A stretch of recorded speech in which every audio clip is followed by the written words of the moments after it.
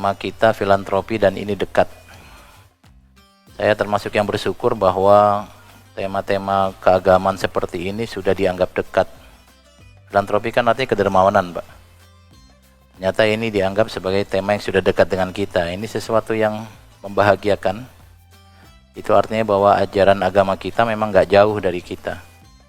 Sudah kita kenal dengan baik dan sudah kita amalkan. Nah, kita akan mendiskusikan filantropi atau kedermawanan dalam perspektif Al-Quran. Jadi kajiannya tafsir tematik, Pak ya. Saya akan awali dengan beberapa premis. Yang pertama bahwa agama Islam itu pedoman untuk kita mendapatkan kebahagiaan di dunia dan di akhirat.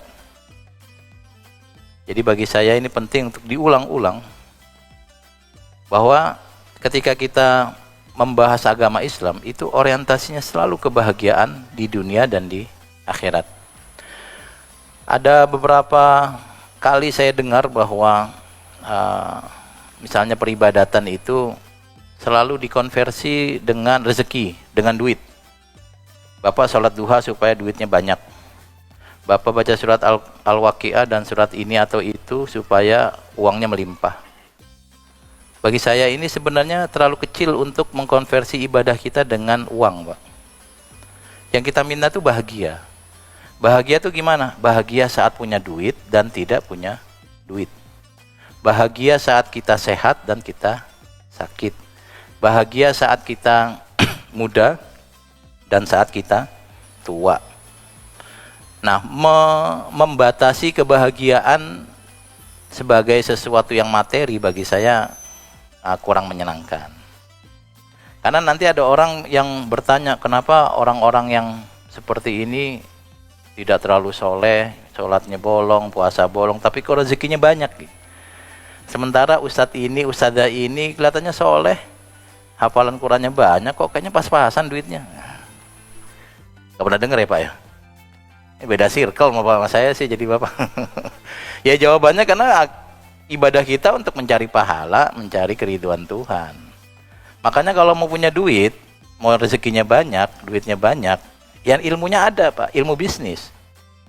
Ilmu dagang, ilmu apa? Entertain, apa namanya? Ya ilmu apalah, saya nggak tahu lah ilmu-ilmu itu ya. Tapi kalau mau ngaji, ya niatnya saya mau ngaji lah supaya saya bahagia. Saya mau sholat duha lah supaya bahagia. Bahwa kemudian Bapak minta uang pada Tuhan, silakan. Habis sholat duha minta, ya Allah saya minta rezeki. Kalau rezeki ada di atas turunin. Kan gitu doanya, Pak ya. Kalau di bawah keluarin, kalau jauh deketin. Kan in kana rizqi fis sama fa anzilhu wa in kana fil ardi fa akhrijhu. Itu yang kita baca setelah sholat duha, Pak. Ini Bapak baca paham artinya nggak sih? Jangannya Bapak baca doang ini. Wa in kana ba'idan faqarribhu, kalau jauh deketin gitu. Mungkin rezekinya ada di mana, di bawah deket. Berarti nggak bahagia. Atau bukan berarti dia tidak disayang Tuhan. Wah, capek-capek ibadah, ternyata gitu-gitu aja hidupnya gitu. Yang itu malah kelihatannya biasa aja. Ibadahnya malah jarang tapi duitnya banyak. Nah, karena kita memahami ibadah untuk dikonversi dengan uang, dan kita juga memahami bahwa kebahagiaan itu materialistik. Padahal kebahagiaan itu ya sifatnya lebih besar, lebih umum. Ini menjadi penting. Jadi kalau nanti saya atau ustadz siapapun, ustadzah siapapun menyampaikan tentang tema-tema rezeki, jangan dibilang, ustadz ngomongin rezeki, mobilnya aja masih mobil itu gitu misalnya, malah nggak punya mobil gitu, malah masih rumahnya masih belum ditingkat gitu, belum ada lapangan bola di dalamnya misalnya. Belum main golf misalnya. Ya nggak begitu memang, karena agama Islam mengajarkan bagi orang kaya bisa bahagia dengan kekayaannya. Nanti ada tema syukur, bagi yang nggak punya duit bisa bahagia dalam kondisi nggak punya duit, karena ada tema sabar. Kira-kira begitu. Ini menjadi penting, Mbak, supaya nanti peribadatan kita ya untuk Allah saja. Wa ma umiru illa liya'budullaha mukhlisin. Kalau masalah setelah ibadah kita berdoa, itu hal yang baik. Tapi bukan berarti Allah sayang. Bentuk sayangnya Allah adalah duitnya banyak, bukan. Dan ketika orang nggak punya duit, Allah nggak sayang, bukan begitu. Karena Allah sayang pada orang yang kaya dan sayang pada orang yang miskin, tergantung masing-masing orangnya. Ini saya sampaikan di banyak tempat, Pak, supaya peribadatan kita itu memang untuk Allah. Dan yang kedua, rezeki itu bukan hanya uang. Ketika kita melihat ada orang dengan segala kemewahannya, bahkan ada yang flexing gitu, Pak, ya, itu dianggap sebagai rezeki. Iya, itu rezeki, tetapi badan sehat juga rezeki. Bapak diringankan kaki untuk ke masjid juga rezeki. Ibu punya keluarga yang menyenangkan juga rezeki. Ya, kadang-kadang anak ada yang nyebelin dikit, tapi kita gampang memaafkan, itu juga rezeki.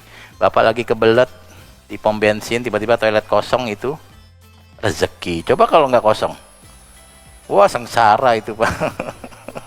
Mau di mana kita itu kalau lagi kebelet? Nah, kayak gitu tuh rezeki.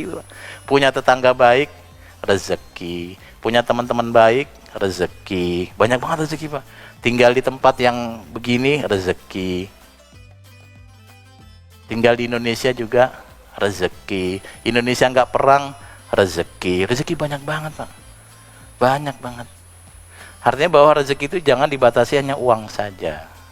Sekarang pun kita bisa sebut diri kita, Tuhan terima kasih saya sudah diberikan banyak rezeki. Mata saya bisa dipakai, rezeki. Hati saya jantung saya berdetak, rezeki. Nggak perlu pakai baterai, nggak perlu pakai chargeran. Kaki saya masih bisa dipakai buat ke masjid, rezeki. Saya ingat engkau juga, rezeki. Banyak orang yang nggak ingat Tuhan, banyak. Kayak kita dikasih rezeki ingat Tuhan, kita dikasih cinta Nabi juga rezeki. Jangan hanya batasi pada uang saja.